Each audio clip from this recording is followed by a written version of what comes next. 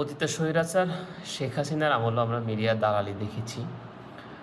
সাদাকে কালো, কালোকে সাদা, এবং যাকে আমরা এক কথায় তাকে আমরা হলুদ সাংবাদিকতা বলতাম আর কি। তো হলুদ সাংবাদিকতা 5 আগস্টের পরে আমরা মনে করেছিলাম যে বন্ধ হয়ে যাবে এবং সাংবাদিকতার অন্তত একটা নীতিমালা তৈরি করা হবে, যেখানে মানুষ তার স্বাধীন সাংবাদিকতার চর্চা করতে পারবে, প্রত্যেকটা মিডিয়া হাউস। কিন্তু না, 12 তারিখ থেকেই শুরু হয়ে গেল আর কি আবার সেই আগের দালালি এবং হলুদ সাংবাদিকতা। আমি 5 আগস্টের পরে কী হয়েছে সেটাও বলতে চাই না, এবং 12 তারিখে নির্বাচনে কী হয়েছে সেটাও বলতে চাই না। আমি বলতে চাই মিডিয়ার ট্রায়াল কতটা ভয়ঙ্কর হতে পারে আপনি চিন্তাও করতে পারবেন না। গত কয়েকদিন আগে নোয়াখালীতে এক জামাত নেতার ভাইয়ের বাসায় 99 বস্তা সরকারি চাউল জব্দ করা হয়েছে। এটা নিয়ে মিডিয়া প্রত্যেকটা মিডিয়া, ন্যাশনাল যতগুলো টেলিভিশন আছে এবং অনলাইন পত্রিকা, মাল্টিমিডিয়া সবগুলো দুপাই নিউজ করেছে আর কি, যে জামাত নেতার বাসায় সরকারি চাউল জব্দ।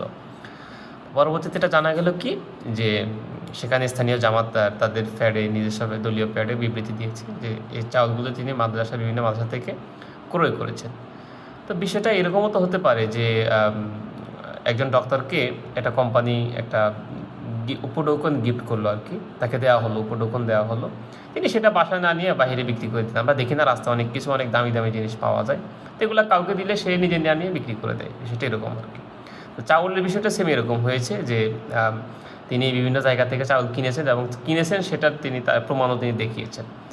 তো এটা নিয়ে মিডিয়া বিশাল একটা ফ্রেমিং করলো, জামাতে তার বাসা সরকারের চাউল দেবে। কিন্তু যখন প্রমাণিত হলো যে তিনি এই চাউল কিনে নিয়েছেন অথবা তার এই চাউলের সত্যতা আছে, তিনি যে কিনছেন, এগুলা প্রমাণিত করা হয়। কিন্তু এটা নিয়ে মিডিয়া কোনো কিন্তু করে নাই, আপনার সংবাদ করে নাই যে তিনি এই চাউলগুলো কিনেছেন, বা এর আগে যে নিউজ করা হয়েছে এই নিউজটি অর্থাৎ ভুল তথ্য দেওয়া হয়েছে এই নিউজটিতে, এরকম কোনো আমরা কিছু দেখিনি।